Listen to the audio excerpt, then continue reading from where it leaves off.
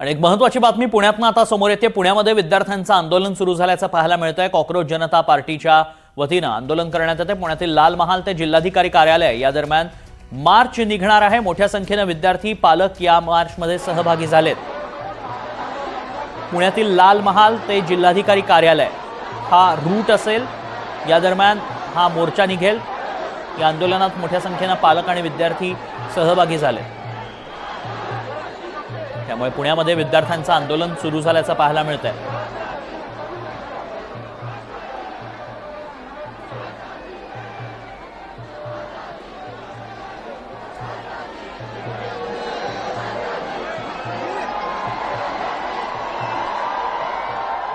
अधिक माहिती जाणून घेऊ। आमचे प्रतिनिधी अजिंक्य धायगुडे सध्या अधिक माहिती देतात। अजिंक्य, मोठ्या संख्येने इथं विद्यार्थी जमल्याचं पाहायला मिळतंय, काय परिस्थिती आहे?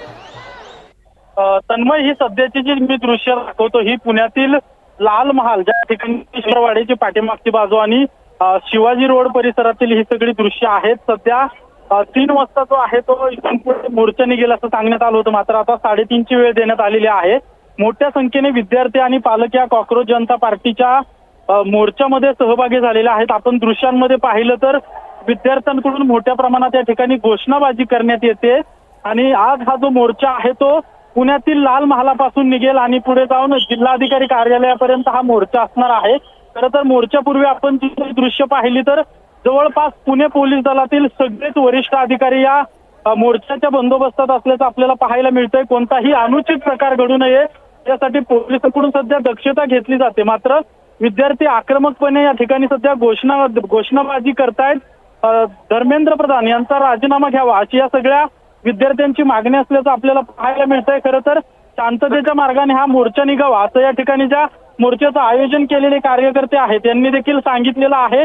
अगदी काही वेळात हा मोर्चा आहे तो आता लाल महालापासून निघेल आणि पुढे जवळपास 7 ते 8 किलोमीटरचं अंतर पायी चालत जिल्हाधिकारी कार्यालय अगदी काही वेळात या ठिकाणी हा मोर्चा निघणार आहे। आपण जर पाहिलं तर मोर्चामध्ये जे विद्यार्थी सहभागी झालेले आहेत त्यांनी सर्वांनी भारताचा तिरंगा जो आहे तो हातात घेतलेला आहे।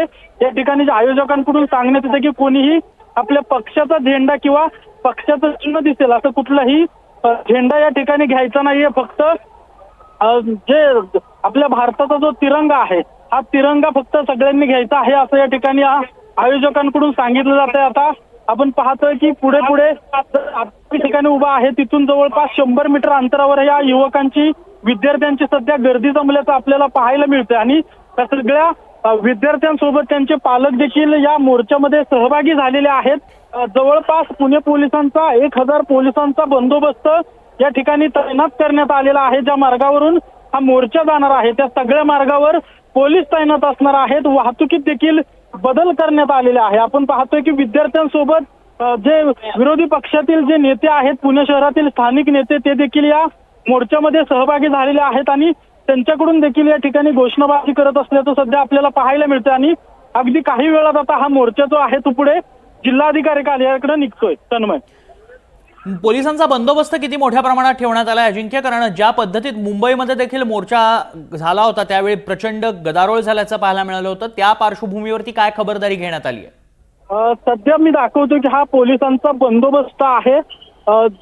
इथून मागचे जे मोर्चे झाले होते त्यामध्ये काही अनुचित घटना घडल्या होत्या आणि त्यामुळे आता कोणत्याही अनुचित घटना पाहिलं तर या ठिकाणी पुणे पोलीस आयुक्त सोडले तर सगळेच या ठिकाणचे जे वरिष्ठ अधिकारी आहेत म्हणजे पुणे शहराला असणारे सगळे डीसीपी असतील, वरिष्ठ पोलीस निरीक्षक असतील किंवा पोलिसांचं जे कुमक आहे ते मोठ्या प्रमाणात या ठिकाणी तैनात करण्यात आलेले आहे। अगदी ज्या ठिकाणावरून हा मोर्चा जाणार आहे त्या सगळ्या ठिकाणांवर पोलिसांचा कडेकोट बंदोबस्त लावण्यात आलेला आहे। ज्या पोलिसांच्या इंटेलिजन्स व्हॅन देखील आहेत त्या देखील या ठिकाणी लावण्यात आलेल्या आहेत आणि सीसीटीव्हीच्या द्वारे या सगळ्या मोर्चावर सध्या लक्ष असल्याचं आपल्याला पाहायला मिळतंय। खरं तर माझ्यासोबत आता पुणे शाखेचे पोलीस उपायुक्त सोहर हसन सर आहेत, मी त्यांच्याशी संवाद साधण्याचा प्रयत्न करणार आहे। खरं तर सर, कॉकरोच जनता पार्टीचा मोठ्या प्रमाणात मोर्चा निघतोय, किती पोलिसांचा बंदोबस्त आपण यासाठी लावलेला आहे? साधारणतः 1000 ते 1500 लोकांचा बंदोबस्त आहे आपल्याकडे। कशा प्रकारे वाहतुकीत बदल करण्यात आलेला आहे, काय काय या मोर्चासाठी तयारी करण्यात आली? आपण डायव्हर्जन पॉईंट आधी सगळ्यांना सांगितले आहे की कुठे कुठे तुम्ही येऊ नका आणि त्याप्रमाणे डायव्हर्जन चालू केलं गेलं आहे. कुठलाही अनुचित प्रकार घडू नये यासाठी काय काळजी घेतली जाते पोलिसांकडून? आपण सगळे त्याच्यासाठी चौकस आहे सातत्याने की कुठलाही अनुचित प्रकार कोणाकडून घडणार नाही. आपण त्याप्रमाणे आपली नक्कीच आता आपण पाहतोय की हा मोर्चा जो आहे तो लाल महाल पासून निघालेला आहे आणि पुढे हा मोर्चा आता आपण पाहतोय की पुण्याचे जिल्हाधिकारी कार्यालय आहे, या कार्यालयापर्यंत हा मोर्चा जो आहे तो पुढे पुढे जाणार आहे. आणि ही सगळी दृश्य पाहतोय आपण की आता हा मोर्चा जो आहे तो पुढे पुढे निघालेला आहे. मोठ्या प्रमाणात घोषणाबाजी केली जाते. अनेक विद्यार्थ्यांनी वेगवेगळ्या प्रकारचे सरकारचा निषेध करणारे पोस्टर जे आहेत ते हातामध्ये घेतलेले आहेत. आणि या निमित्ताने आता आपण पाहतोय की या मोर्चात जोरदार पावसाला देखील सुरुवात झालेली आहे. मात्र पावसात आता हे विद्यार्थी जे आहेत ते या मोर्चात सहभागी झालेले आहेत.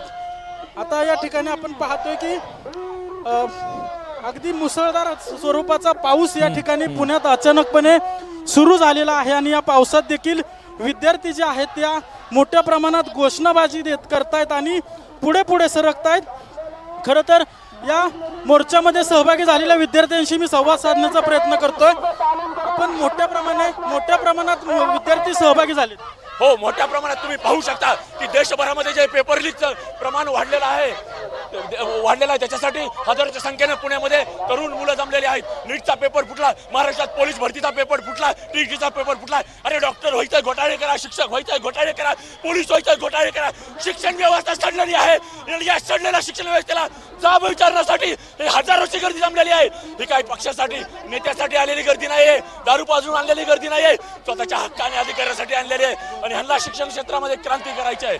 आमचा सरकारला इशारा आहे, लवकरात लवकर धर्मेंद्र प्रधानचा राजीनामा घ्या, नाहीतर ही चळवळ राजकीय बनेल आणि संसदेमध्ये घुसून राजकीय परिवर्तन घडवल्याशिवाय राहणार नाही. लाखो विद्यार्थ्यांचा मोर्चा निघाला आहे. या भ्रष्ट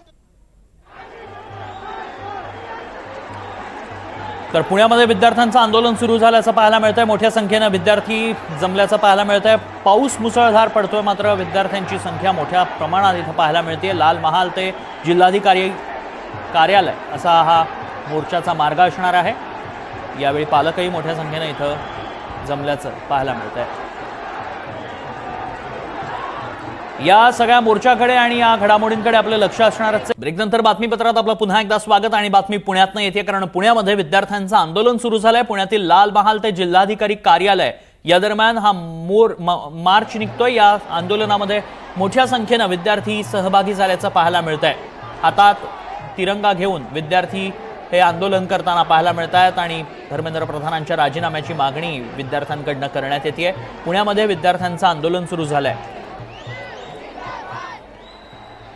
कॉक्रोच जनता पार्टीच्या वतीनं देशभरात विविध ठिकाणी आंदोलन करण्यात येत आहे आणि त्यापैकीच आता पुण्यामध्ये देखील विद्यार्थी एकवटल्याचं पाहायला मिळत आहे. मोठ्या संख्येनं इथं विद्यार्थी जमल्याचं पाहायला मिळत आहे. हातात तिरंगा घेऊन आणि पोस्टर्स घेऊन हे तरुण लाल महालापासून जिल्हाधिकारी कार्यालयापर्यंत जाणार आहेत आणि आपल्या मागण्या त्यांनी मांडलेल्या आहेत. मुसळधार पाऊसही पुण्यामध्ये सुरू झाला आहे आणि त्यासोबतच पुण्यामध्ये विद्यार्थ्यांचं आंदोलनही सुरू झालंय.